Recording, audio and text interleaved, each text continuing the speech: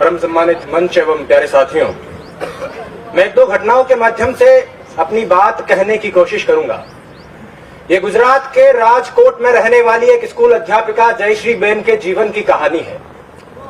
दुनिया की हर मां की तरह उस मां ने भी बहुत से सपने देखे, अपने इकलौते बेटे को खूब पढ़ाया लिखाया, अच्छी तालीम दिलाई।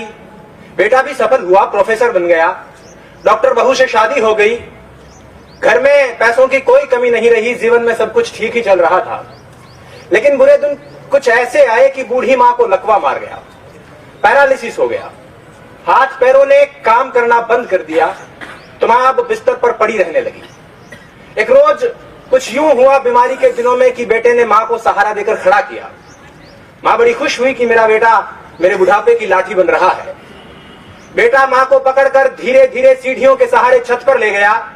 मां बड़ी खुश हुई कि मेरा बेटा मुझे धूप दिखाने ले जा रहा है। छत पर जाने के कुछ देर बाद बेटे ने अपनी मां को गोद में उठा लिया। मां खुशी से भाव विभोर हो गई कि मेरा बेटा जान गया है कि मुझे सीढ़ियों से चढ़ने उतरने में दिक्कत होती है, मेरा बेटा मेरी कितनी फिक्र करता है, मुझसे कितना प्यार करता है। लेकिन उसके बाद उस बेटे ने जो किया, हाथ उठाकर दुआ कीजिए कि दुनिया का कोई भी इंसान वैसा ना करे। उस बेटे ने गोद में उठाकर अपनी मां को 4 मंजिला मकान की छत से नीचे फेंक दिया। बूढ़ी मां कुछ समझ पाती उससे पहले उसकी जिंदगी खत्म हो गई। चौथी मंजिल से नीचे गिरने में कितना वक्त लगता है? 3-4 सेकंड लगते हैं। लोगों को लगा कि मां छत से गिर गई होगी, लेकिन पुलिस पड़ताल और सीसीटीवी फुटेज से 3 महीने बाद पता चला कि मां मरी नहीं, प्रोफेसर बेटे ने मारा। तो पुलिस पूछताछ में प्रोफेसर साहब ने कहा कि मैं मां की बीमारी से तंग आ गया था और इस आफत से पीछा छुड़ाना चाहता।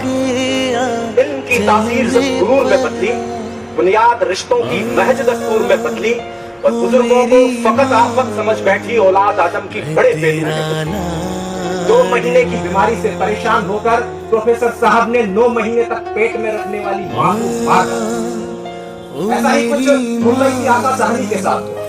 उनके बेटे ने खूब अच्छी तालीम हासिल की, अमेरिका गया, प्रोफेसर बना, लेकिन घर लौट कर नहीं आया। पीछे बूढ़ी मां इंतजार करते करते रोज बिस्तर पर सोते सोते ही मर गई और उसका जिस्म उसी बिस्तर पर पड़ा पड़ा कंकाल में बदलता रहा। बेटे ने 1.5 साल तक कोई खबर नहीं ली और बाद में जब घर लौटकर देखा तो उस बिस्तर पर उन दोनों के रिश्तों की तरह खोखला हड्डियों का ढांचा पड़ा था। ऐसा ही कुछ सूरत की चंपाबेन के साथ हुआ, ऐसा ही कुछ इलाहाबाद के कमलेंद्र श्रीवास्तव के साथ हुआ, ऐसा ही कुछ इसी शहर के ब्रह्मपुरी में रहने वाले एक बुजुर्ग के साथ हुआ। एक आध घटना हुई होती तो कहा जा सकता था कि उस मनुष्य की मनोवृत्ति में कुछ फर्क रहा होगा, कुछ विकार रहा होगा। लेकिन ऐसी घटनाएं बहुत सामान्य होती हैं, अखबारों में रोज यही खबर है।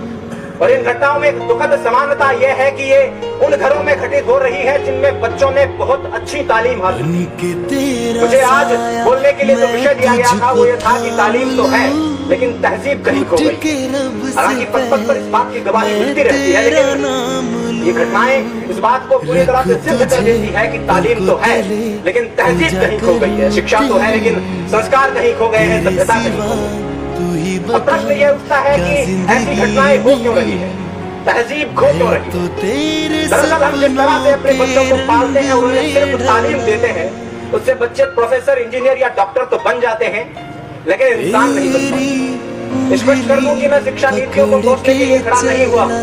दुनिया के हर देश में शिक्षा नीतियां इसी तरह से काम करती हैं। अकादमिक शिक्षा का संस्कारों से सीधे तौर पर कोई लेना देना नहीं। संस्कार देने का काम समाज करता है, परिवार करता है, माँ बाप करते हैं। और अगर संस्कार कहीं खो रहे हैं तो इसकी जिम्मेदारी उन्हीं की बनती है। बच्चा संस्कार कहाँ से सीखता है? घर से ही तो सीखता है। अब पहली बात तो ये कि बच्चों को घर में रखा ही नहीं जाता, और यदि रख भी लिया जाता है तो स्कूल में और घर में कोई फर्क नहीं रखा जाता। हम सब जानते हैं कि संस्कार सिखाने की उम्र में माँ बाप बच्चों को रट्टा मारना सिखा रहे होते हैं। एक रोबोट की तरह, एक मशीन की तरह बच्चों को प्रोग्राम कर रहे होते हैं और 20-25 साल बाद उस मशीन में रिश्ते, संवेदना, प्यार, सम्मान और संस्कार खोजने लगते हैं। और जब नहीं मिलते हैं तो परेशान होते हैं। तारे जमीन पर फिल्म का वो दृश्य याद कीजिए।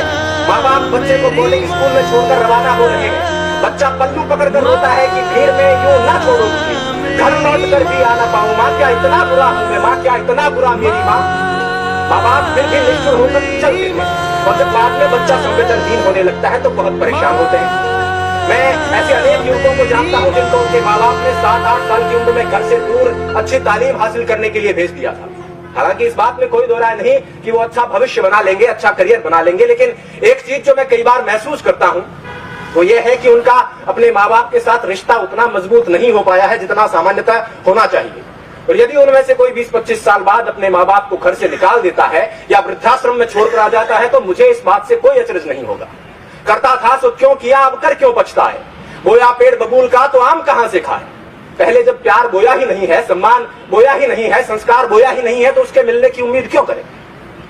खैर मैंने काफी समय ले लिया है। अंत में चलते चलते बस इतना कहना चाहूंगा कि जयश्री बहन तो छत से फेंके जाने के बाद नीचे गिरते वक्त कुछ सोच पाई थी या नहीं सोच पाई थी मुझे नहीं मालूम, लेकिन अगर आपके साथ ऐसा हुआ, भगवान ना करे ऐसा हुआ, तो आप ये जरूर सोचेंगे कि तालीम के साथ तहजीब भी दे दी होती तो इस तरह नहीं मरना पड़ता।